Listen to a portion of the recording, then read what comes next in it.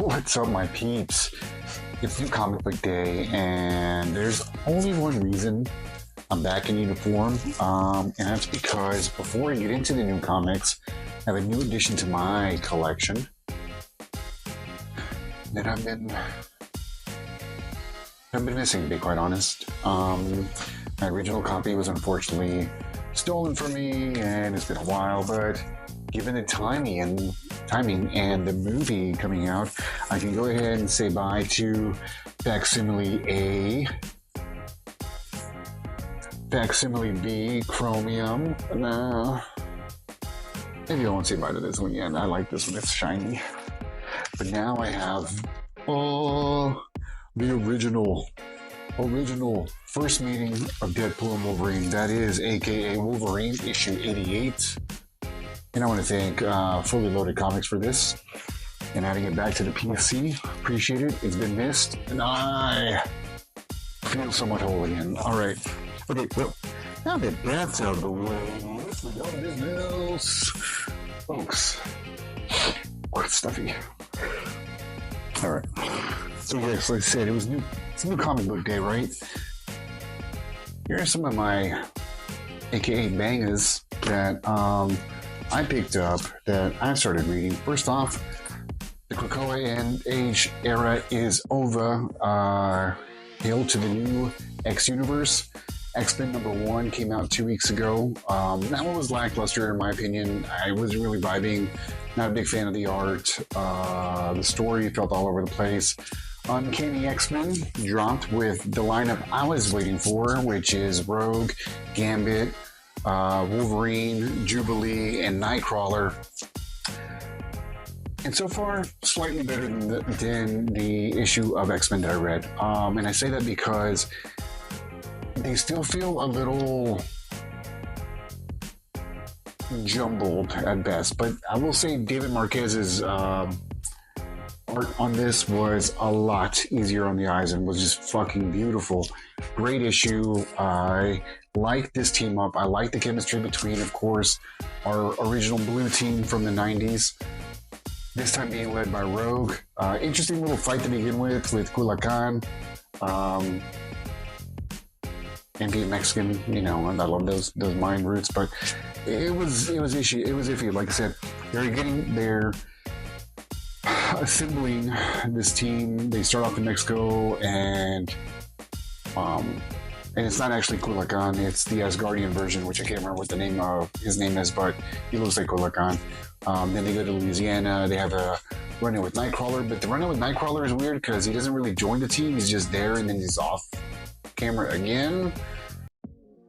Then we get introduced to our new mutants. The Outliers, I believe is what they were called. Let me go back and look. I want to say they were the Outliers. Yes, the Outliers. But yeah, beautiful art. I like the chemistry, but as far as where it's going, that one's still kind of iffy for me. Enjoying it for now. That's what I can say. I'm enjoying it for now. I'm going to keep up with both X-Men and X-Men, Uncanny X-Men, for a couple issues. Hopefully it does start leading in a certain direction, and if not, you know, there's always the drop that can happen, but we'll see. What has been keeping up the pace is Ultimate Spider-Man. I went with this Ben Parker cover, which is just fucking awesome. It's beautiful. But this storyline with a middle-age-ish, 30-something Peter Parker dealing with marriage and kids and his friendship with Harry Osborn, aka Green Goblin, fighting the Fisk. I mean, this Ultimate Universe has been really intriguing so far. This being the fan favorite, which is no surprise. In the original Ultimate run, Ultimate Spider-Man stole the show, quickly followed by Ultimates and Ultimate X-Men. Ultimate Black Panther has been really cool also.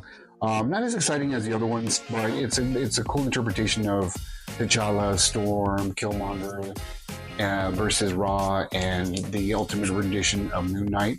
The main takeaway here, besides the writing, is Stefano Caselli's art. shit is just gorgeous. It's so animated, it's so realistic, just kinetic. It's beautiful, beautiful artwork. I've been loving his shit for years. One of the top artists to come out in the last, 10, 15 years. It's beautiful. It just keeps getting better and better. I mean, I'm talking like the original G.I. Joe run that was launched through Image years ago. Gorgeous stuff. There's only one Spider-Man, other Spider-Man I really love design-wise, and that's Black Spider-Man. I think that's everybody, right? Symbiote Spider-Man. Black Suit and Blood came out. We're just sticking to the theme of these miniseries that are based in just monotone colors. This one being black, red, and black, white, and red. A couple of short stories here. I like the Scotty Young cover. Again, I'm not typically big on chasing the Scotty Youngs, but this one was cool, so I picked it up. Pretty much it. The other one was kind of basic. Then we jump over to DC. Absolute Power has been pretty fun. We're on issue 2 now.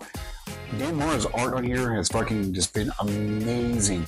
There's a rendition of a basically cyborg Jonathan Kent, which is him overtaken by the Queen Brainiac, and it is one of the most beautiful pieces of art I have seen in fucking forever. The storyline is really, really cool. It's fast paced. Like there's no real pause in these 2 issues. But our Justice League is depowered. They're hiding out in the Fortress of Solitude, and they get attacked by an Amazo, being Jonathan Kent. And then there's another Amazo, Queen Brainiac, and we're on the run. The heroes are trying to figure out how to get their powers back and get a hold of the situation before Amanda Waller takes over not only the U.S. but the world in her grand schemes of protection, which is not protecting anything. It's just Amanda Waller, man. She's a badass, and she's showing it. This has been fun. 2 issues in, and I'm loving it. DC events aren't always hits. I'm talking to you. Death Metal, you fucking weak. But I mean, the down's been fun. I'm digging it. Also, now from the world of Energon and Skybound, Scarlet, building off into the G.I. Joe universe. This is again Scarlet and they're facing with the Arashikage clan, going on missions, trying to get Jinx out. Love the story. It's very espionage-ish. Kelly Thompson writing a great book. Marco Ferrari is illustrating some kinetic, high-paced, high-energy, great fight scenes. Just beautiful art, beautiful story. I'm digging the vibes on that. Can't wait till Snake Eyes pops up, but so far so good. Space Ghost has been a lot of fun.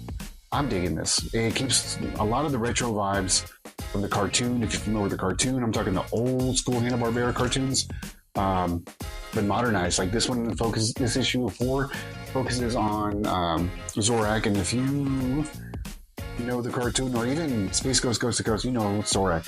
But this one paints him in a whole different picture. He's fucking crazy as shit in here.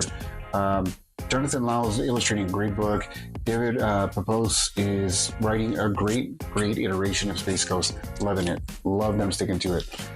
I've been harping on Ain't No Grave for months now since it first dropped, and I love this cool ass Western story. This one is awesome, just in its own way. It's one of my favorite of the series so far, and that's because Jorge Corona is able to tell such a interesting story in this issue of Ryder. She's dying. We're getting flashbacks between her life before and what her mission really is and what her drive is to meet and face death and beat death. But it's a silent issue. There are no words. None until the very last page. Sorry, spoiler alert. Last page is the only one that has any words. But his storytelling is phenomenal. Love this. I think we only have 2 more issues to go. And I'll be sad when it drops off, but this has been really, really good. Really suggest picking up if you haven't. While I was walking around my LBC, I also came across a book. I'm a big David Mack fan. And I happened to see this cover and I was like, damn, what's this about? I hadn't heard about it before. The book is called Addiction. I think it was Mackie. Sorry.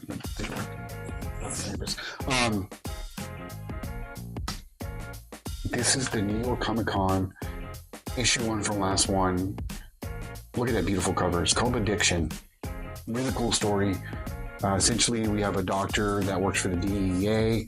She has this really cool power set in which her blood can be rewritten and any chemical component that you can think of. As long as she knows what the chemical equation is, I think that's right, the equation. If she knows it, she can configure her blood to be that chemical, whatever it may be. If it's toxic, there's one where she configures it to be morphine and touches a guy and feeds him morphine basically through her blood. But it's almost vampiric effect with her. She needs to eat and feed in order to be able to utilize her powers. If she doesn't, it drains and eats her up. And it gives her a white complexion. I dug it, man. Actually, before I even typed this up, again, I hadn't heard of it. The book has there's 3 issues. It apparently came out last year. Wasn't aware of that either. This is from October, so I got to go back and pick up the other 2. But it was written and created by Vincent Zurzolo and David Quinn. There are a lot of Mexican tones in here. Being Mexican, I loved it. There's a lot of Spanish scene. She was captured by the cartel in the first issue as they're trying to figure out how her powers work. Unfortunately, they need a very deadly demise, but it's got great humor. The dialogue is awesome. The action was cool, but it's really good storytelling, and the art is beautiful. It is illustrated by Claudia Balboni. Beautiful book, fun read. I'm intrigued to see how it ends. So next time I go into my shop, I'm going to pick up the other 2 issues. If you've got any vibes on any of these books, any feedback, please let me know below. If you've got any other suggestions, would love to hear from you. And once again, much love to Fully Loaded Comics for bringing this back into my family. Till then, man, appreciate you. So, I can't leave without telling you the drill, right? Don't forget to like, follow, share, subscribe. Oh, please. And thank you. Till next time, appreciate you.